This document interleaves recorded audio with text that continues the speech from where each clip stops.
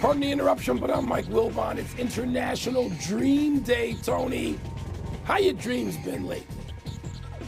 I'm Tony Kornheiser. Weird. Last night's included a bag of feathers, a hot glue gun, and Gene Shalit. Gene Shalit.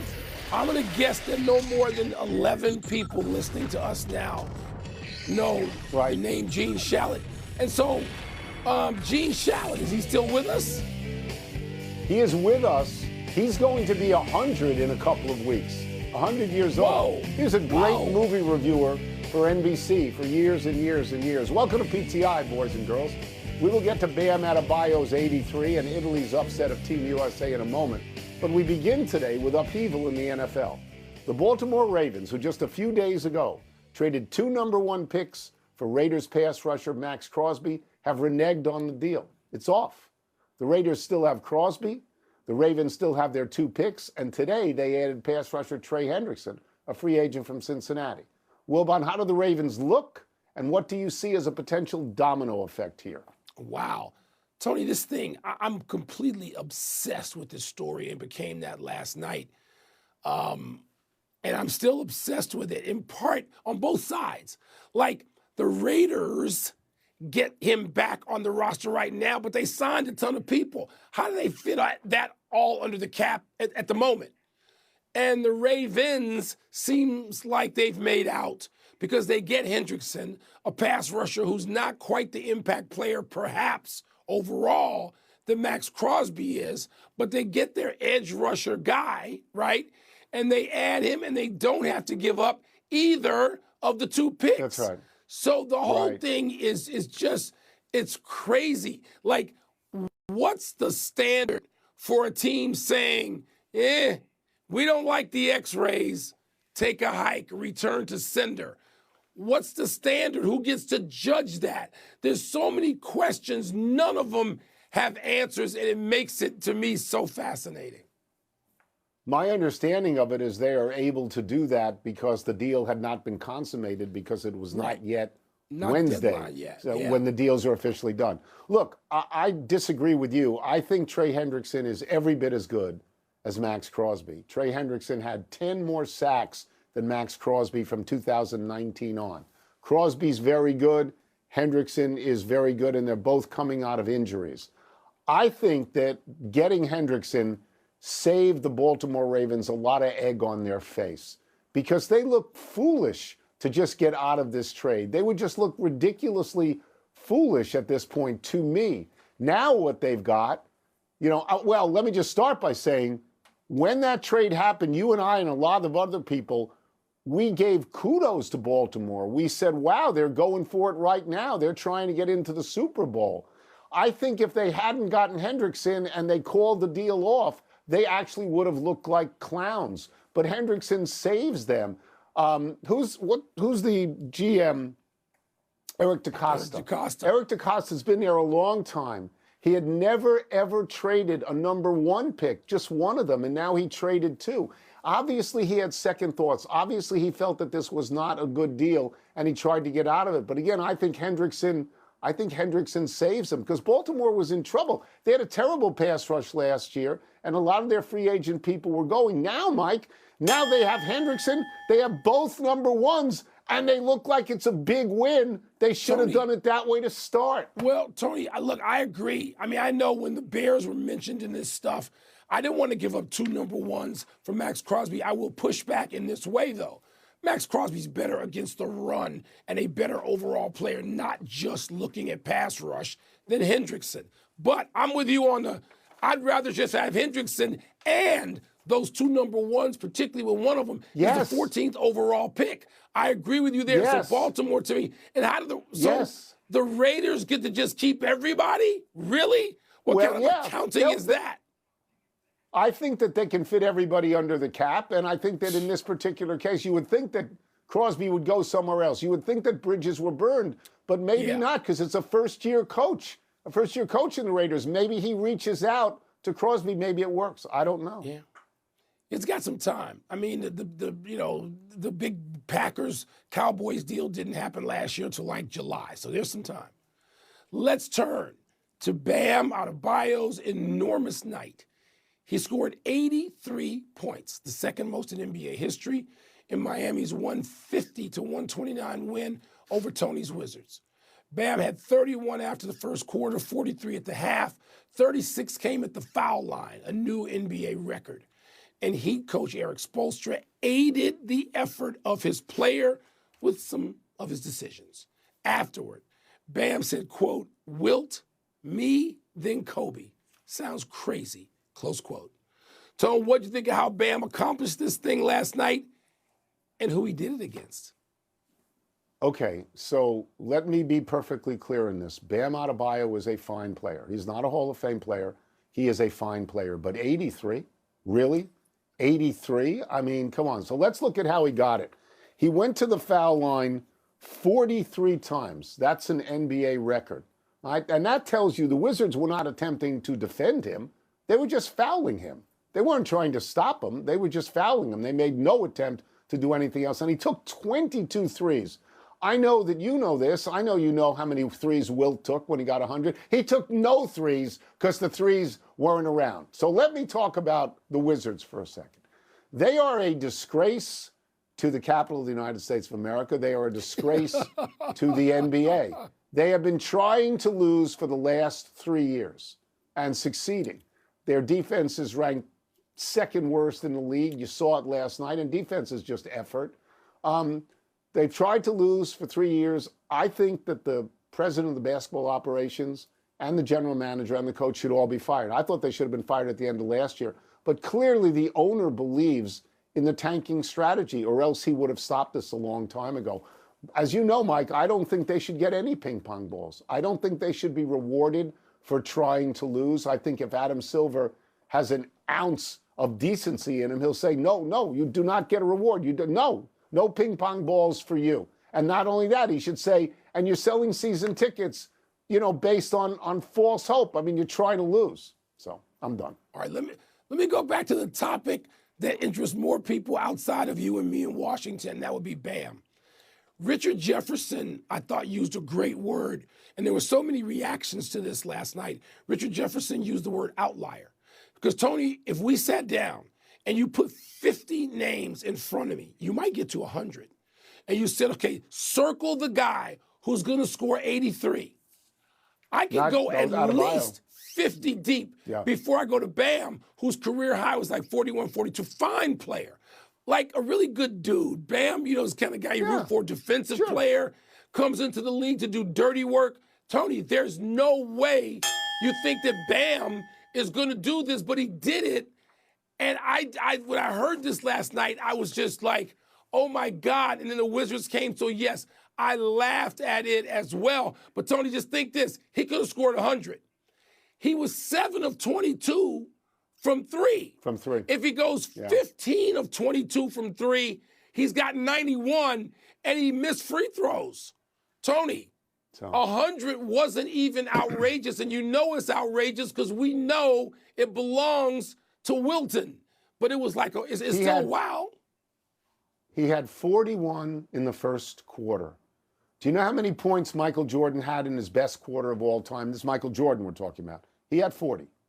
Bam Adebayo had more points in one quarter than Michael Jordan has ever had. It's an amazing thing. Let's turn to the World Baseball Classic and the sticky situation the U.S. team now finds itself in. By losing to Italy last night 8-6, the U.S. will only get into the quarterfinals if Italy beats Mexico tonight, or if Mexico beats Italy and scores 5 or more runs in 9 innings. It's complicated. The U.S. team has only itself to blame for this, and their manager, Mark DeRosa, was unaware of this jeopardy early yesterday, and in fact said the U.S. team was moving on well before last night's game against Italy was played. Now, DeRosa says he learned the exact circumstances well before the game that indeed the U.S. was not automatically in. Wilbon, how did USA's performance yesterday against Italy look to you? Tony, it looked like a game that I wasn't expecting. When I watch this, I'm watching this to watch the United States, Japan, Mexico, the Dominican Republic, Cuba, right? You know why we're watching this. Baseball fanatic. I'm not watching this to watch Italy or Great Britain. I don't even want to see them. Right. I'm ready for them come July for the World Cup. So I'm looking. The score comes up, And it's like whatever it is, when I first was aware of it, waiting on a 5-hour delayed flight to Chicago that never took off. And I look up and see the score, and it's like 5-0. I'm like, whoa, Italy? Italy, is this a friendly? What is this? So, but Tony, I hate to say this. I mean, it's cool when a superpower, and that's what we are, particularly in baseball. When a superpower is pushed to the brink, there's drama, and that's what any tournament needs. Yeah, I'm not going to knock the United States team because Pete Crow Armstrong had 2 home runs. Gunnar Henderson had 1 home run. They came back, and they're facing a situation where Aaron Judge is the tying run in the bottom of the 9th, and he's at bat. So he strikes out. Okay, that happens. Previous 2 games, he had hit home runs. I do think the DeRosa thing is sort of interesting, you know, that he had said early on that the United States was in and then had to walk it back. But I will take him at his word that he didn't change the lineup around. Same here. That he managed exactly the way he's supposed to manage. I'll take him at his word. I will say this, though, Mike. The United States scored 6 runs. 6 is a pile of runs. Baseball teams win games when they get 6 runs. 6 should have been, it seems to me, enough. Now they'll all watch it tonight at 7 o'clock. And I'm actually hoping that Cal Raleigh texts his good friend Rosarena and says, could you help us out? Could you get us some runs? Let's take a break. No doubt. Coming up, could injuries affect Duke's seeding in the NCAA tournament? We're going to ask Joey Brackets, Joe Lunardi. We'll also ask. With the top college conference tournaments getting underway, we want to check in with our good friend, ESPN bracketologist Joe Lunardi. Wilbon, Lunardi's had a tough month. His favorite bagel joint out in the Jersey Shore closed. And so it's a tough month for him. We got to make sure he's okay. Let's start with this, Joe. Betting he'll recover. Betting on Lunardi. Could these injuries to Duke or a loss in the tournament, excuse me, materially affect Duke's seeding or Duke's path? I don't think so, guys. And here's why. Duke has enough separation over the other teams competing for a 1 seed.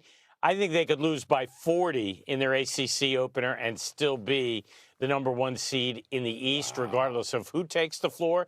Now, might they be 1 overall and or lose that spot?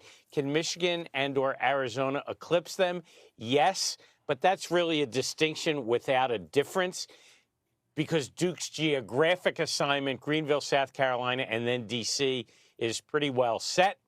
And I think playing the long game here and trying to get at least one of their 2 injured guys back is the smart play. All right, Joe. Duke, Michigan, Arizona. Give us the mystery guess. Who is the 4th number 1 seed? Today it's Florida, and for good reason, even though the Gators didn't have the greatest non-conference performance bumping along while they inserted a new backcourt. They've really been excellent for the last 6-7 weeks and equal to those 3 other teams. Not over 30 games, but over the last 15, they've been equal. They will be a very worthy defending champion and really the only team on the number 1 seed line that could lose that spot if they go out early in the SEC tournament and UConn gets back to the top of the Big East by winning a rubber game against St. John's. All right, Tony and I have been particularly interested in and protective of Miami of Ohio. And they're unbeaten, of course. If they go through their tournament and stay undefeated, what kind of seeding do you see for Miami of Ohio? This is really an unprecedented situation. You guys are old enough to remember all the undefeated teams, at least since we started seeding the field in 1979. That's almost 50 years. There have only been 6 undefeated regular season teams in that span, and they've all been 1 seeds. And they've not all been blue bloods. You know, we've had Kentucky, we've had Gonzaga, we've even had the Wichita States and the St. Joseph's. But this Miami team is not a 1 seed, okay? But when I hear people talk about them being barely in the field, we've lost the plot. They're a member of Division I, and they haven't lost any games. We keep score for a reason. I think if they run the table, the committee will do what it often does with teams with an uneven resume. They're going to be in an 8-9 game and a very dangerous first-round opponent. Ooh. You know like what? that. I think that's fair. I think that's Mm-hmm. fair to reward them in that way. I mean, you're not going to make them a 3 seed or a 4 seed, but an 8, 9, that seems fair to me. Let's get you out of here on this. How do you feel? Mike and I don't like this, the expansion of the tournament, the possible expansion of the tournament. How do you feel about the possibility of the tournament expanding? Well, on one hand, I hate it because I'm still a bracket nerd that it should be the perfect 64. But I also don't think that teams with losing conference records should be eligible for an at-large bid. I think we play the season for a reason, and I think there should be minimum tournament eligibility. Now, since that's never going to happen, I think we almost need some modest, and I mean very modest, expansion to protect us from the power conferences that, if they had their way, would squeeze out all the Miamis, all the Sister Jeans, all the Butlers, and all the George Masons. So that's my hill, and I'm ready to die on it. How many, when you talk about minimum, how many? How many teams do you think? How many? I think we could go up to 80, actually, and have the equivalent of a first 4 in each region. The first 4 concept works. 80 is more symmetrical than the 72 and 76 proposals that are on the table. But, and here's my gigantic but, for me, all of the automatic qualifiers, from the SEC to the Southland, they would all be in the main bracket. They would not be in opening round play-ins. And the only teams playing in would be all the bubble teams in the middle of the field. And yes, that would put bracketologists out of business. And as long as they wait 2 or 3 years, I'm okay with that. I like this. That's a good idea. Thank you as always, Joe. Thank you. Joe, appreciate it, man. You bet. You can fill out your own bracket by using the ESPN Tournament Challenge. Let's take one last break, but still to come, the Colts commit to Daniel Jones. And Jaylen Brown's second quarter ejection scuttles the Celtics matchup with the Spurs, ruined it for a lot of us. Happy time, people. Happy 46th birthday, Rich Hill. The veteran left-hander pitched 2 games last season for Kansas City, making Hill the oldest pitcher in the majors last year. In his first start against the Cubs, Hill went 5 innings, gave up 1 earned. In his second start, Hill got touched up for 2 homers and 4 earned by the Braves, and he walked 6. That was in July. Hill did not pitch again. Although he hasn't used the word retirement, Hill has said he has no plans to pitch this season. So if he's done, Hill will finish his career with a record of 90 and 76 and a 4.02 ERA. Hill pitched in 388 games for 14 different teams dating back to 2005. In 2016, Hill was 12-5 with a 2.12 ERA for Oakland and the Dodgers. If you could pick a path for longevity in sports, let your kid grow up to be a backup quarterback or a left-handed pitcher. You can hang around for, if you're talented, like these guys, like Rich Hill is, for a long, long, long time. Happy anniversary, Shaquille O'Neal. On this day 18 years ago while playing for Phoenix, Shaq spotted a loose ball and was determined to get his hands on it. As you can see, Shaq clears the entire Suns bench as he goes after the ball near his teammates. Of course players and coaches scattered. This is 360 pounds of Shaq bearing down on him. Afterwards, Shaq's gesture with his arm seemed to say, "Why didn't you guys want to catch me?" Wilbon, you remember I told you about the time I was at an all-star game party yakking with someone? Shaq came up behind me, lifted me into the air over his head. I was 10 feet off the ground. I was terrified. Terrified. It was great hearing it from Shaq. My voice is rotten right now, and I can't do a great Shaq. But Tony, hearing it from Shaq, and it sounded something like this. Bruh, I picked your boy up. I picked him up. It was like picking up groceries.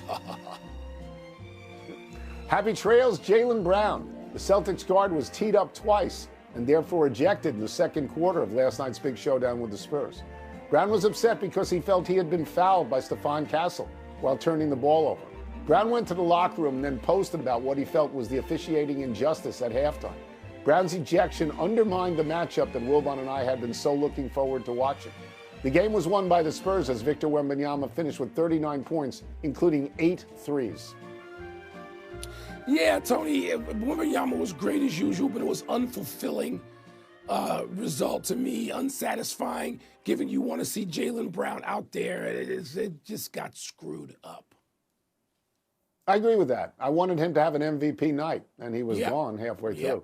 Couple of corrections. I said Bam had 41 points in the first quarter. It was actually 31, my bad, and Wilbon had some math issues as well. He said if Bam Adebayo had made 15 threes instead of 7 threes, he would have had 91 points. Not quite. If he made 8 more threes, he would have had 107. Let's go, if we could, to the big finish. Steve Tisch plans to move his shares in the New York Giants into a trust for his children following the release of emails that tied him to Jeffrey Epstein. Is that significant? I don't know and don't particularly want to consider it. The Colts agreed to a new deal with Daniel Jones for 2 years and $88 million with $60 million guaranteed. Does that make sense? It does. He was really good before he got hurt. Syracuse fired head coach Adrian Autry. Does that make sense? Well, Tony, he didn't make the tournament in 3 seasons, so we sort of saw this coming, which is too bad. Tyrese Maxey, out 3 weeks with a tendon injury to his right pinky. That's a big deal, isn't it? He's their best player because he's out there all the time. Last won conference championships tonight in the Patriot and Big Sky. Who you got? I'm going to go with Lehigh and Montana. We'll check the tape tomorrow. We are out of time. We will try and do better the next time, and I am Tony Kornheiser. I'm Mike Wilbon. Same time tomorrow, Knuckleheads. Tony, we really aren't math majors, are we? The reason we're in journalism. Here's PTI.